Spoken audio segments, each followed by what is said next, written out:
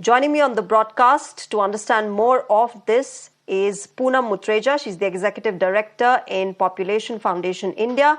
I'm also joined by Vikramendra Kumar. He's a sociologist. Good evening, namaskar. Welcome to both of you. Let me start with you, Poonam Mutreja. What do you think are the factors behind this lowering birth rates, lowering fertility rates across the world, specifically in Asian countries, whether you see Japan or South Korea? As far as I understand, probably it's the high cost that is associated with raising a child and the kind of independent lives that couples want nowadays. Is there more to it? Are there any other factors that are contributing to this? So you're absolutely right on the two factors. And I'd say that women, the aspirations of women have changed dramatically. They wish to study, be in the workforce, marry later, have fewer children. One big factor women and families are finding it difficult, in addition to what you mentioned, is the fact that childcare and elderly care depends primarily on the woman. And that is another factor that deters women from, because the workforce participation rates are related to the fact that women often come out of the workforce when they have children.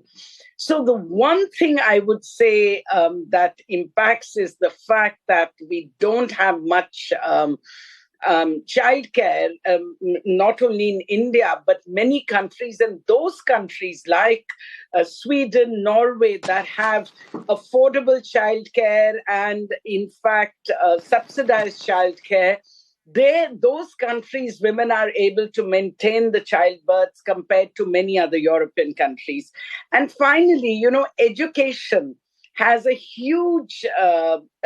is a huge reason for women having fewer children. A woman who's class 12 educated is likely to have two or less than two children, while if a girl is educated only primary school, she's likely to have three or four children. So education has really helped, and access to family planning services. In much of the developing countries, in the last few decades, we have seen the choice increasing, quality of services increasing, and women are taking advantage. And I am very happy to see they're taking advantage. There are other ways to solve the global problems and problems in India, which we can discuss. And I don't believe just putting money like Korea did. Korea put billions of rupees invested dollars last year for more women to get married and have children.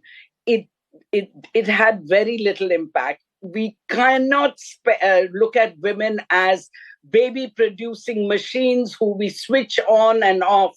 We were telling them for centuries in much of the developed world to have fewer children. And now in developing countries, we're saying, let's have fewer children. And then you suddenly change. You cannot treat women like this. You have to support women to be able to have a family life and work balance.